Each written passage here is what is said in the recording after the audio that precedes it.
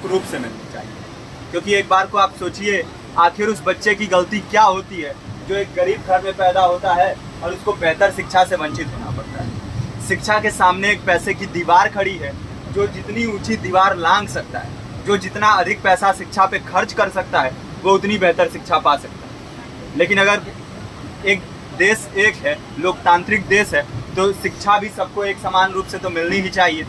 आज परिस्थिति ये है कि एक तरफ तो प्राइवेट स्कूल हैं जो लूट के अड्डे बने हुए हैं, वहाँ पे आप एडमिशन कराने जाएंगे तो सिर्फ एडमिशन के नाम पे ही आपको 10,000 20,000 रुपये देना होगा।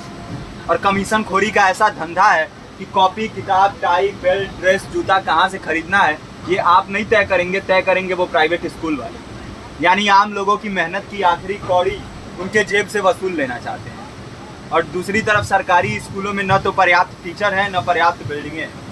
2019 का ही ये पुराना आंकड़ा है कि हर 100 में से 52 स्कूलों में या तो एक टीचर हैं या 2 टीचर हैं, और उन्हीं टीचरों के ऊपर जिम्मेदारी थोप दी जाती है कि जनगणना करो, मतगणना करो, पशु गणना करो, तमाम काम करवाए जाते हैं। और 19 के बाद से तब से कितने टीचर रिटायर हुए होंगे, और 18 के बाद से कोई टीचर की वैकेंसी भी नहीं है। आप खुद भी सोच सकते हैं ये परिस्थिति और कितनी बिगड़ी हो।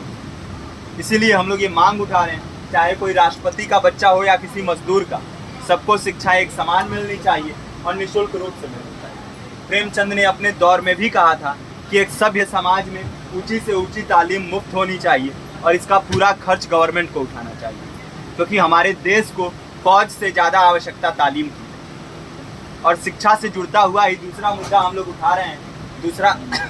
दूसरा मुद्दा है रोजगार का।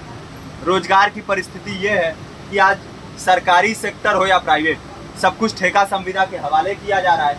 परमानेंट नौकरियां लगातार घटाई जा रही हैं।